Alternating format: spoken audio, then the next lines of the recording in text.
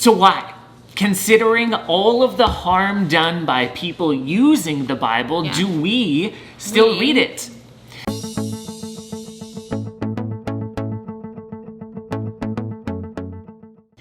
Hey, can we sit with you? So, the Bible is a complicated book, which is probably why so many people, Christians included, have a complicated relationship with it. Ultimately, it's been used and abused in so many ways for centuries at times to control and oppress people. And so it makes sense why so many people bristle at even the mere name of this book. So why? Considering all of the harm done by people using the Bible, do we still read it? Well, we think that the Bible is sometimes misused and is sometimes misunderstood. We think that it's sometimes taken out of context and wielded 100%. Like a weapon instead of being entered into. Oh, that's good.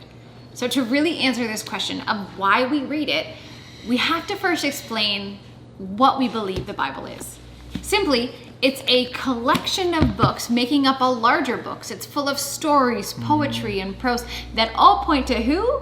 Jesus. It is not a rule book or a random grab bag of one-liners. And I think too many people do that. But it didn't descend from heaven, fully formed in a beautifully bound leather book with a name embossed on the front cover. No, that's not what it is. Rather, it was woven together by a series of authors over a long, wait for it, long period of time. So it's full of messy stories of broken people and how God's love for them remains. Kristen and I, we get frustrated when we hear the Bible taken out of context because ultimately it is powerful. And when that power is misused or used carelessly, the results can be devastating.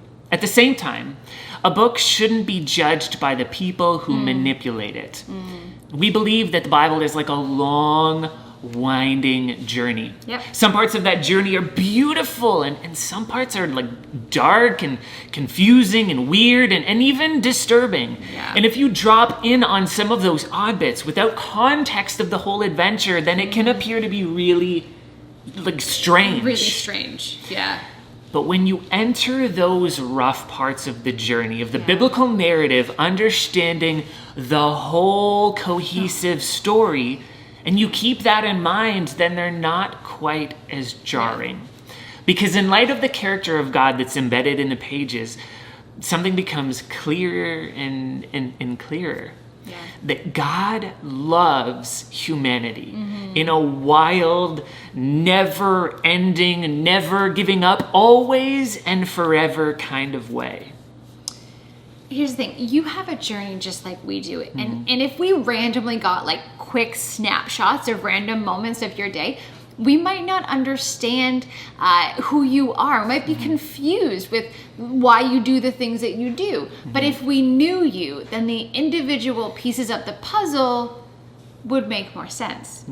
Even if they were dark ones, we would know how they fit into a larger whole because we know you. Now this is like the Bible.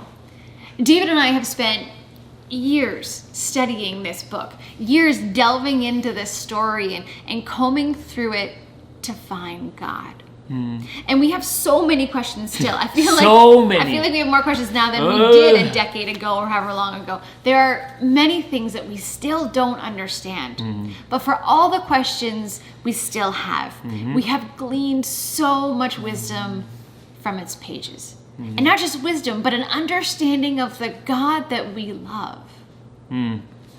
So good.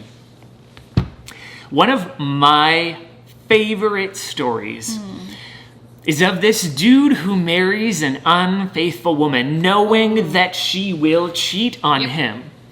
And he's faithful to her even though she isn't faithful to him. And at first glance, without context, you wonder, what on earth is this story here for? What a strange story. But as you dig deeper, you realize that it's a metaphor for humanity's relationship to God. You realize that what the story is trying to communicate is that God is faithful even when I'm not, Yeah. that he loves me even when I don't reciprocate. And that right there, that story is it's such good news. And it's proof of that never-ending, never giving up, always and forever kind of love. So why do we still read the Bible, even though some people have used it to gain and maintain power? We still read it because the God it reveals fills us with a deep sense of wonder and awe. We read it because we find inside of it life and peace and hope.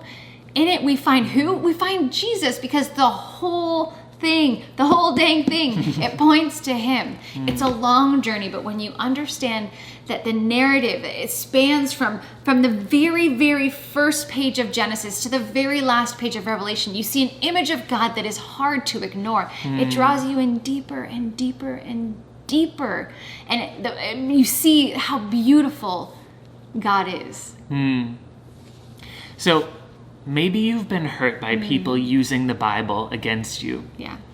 Maybe you identify, for example, as LGBTQ+, and you've been wounded by people manipulating the Bible. We want to say that we are so sorry that happened to you. I'm sorry.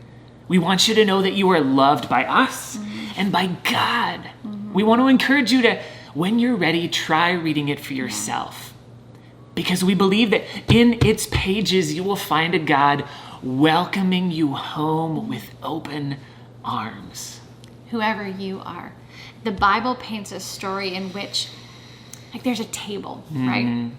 And at the table there is a delicious meal prepared. Like, think delicious. Like Thanksgiving meets Christmas meets your birthday. I don't know. But around that table there's a chair, and on that chair there's your name on it.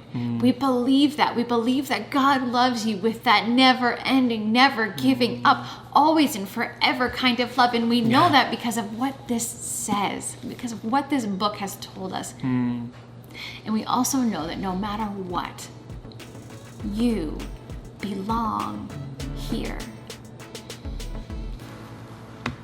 We love you guys, and we will see you in the next one.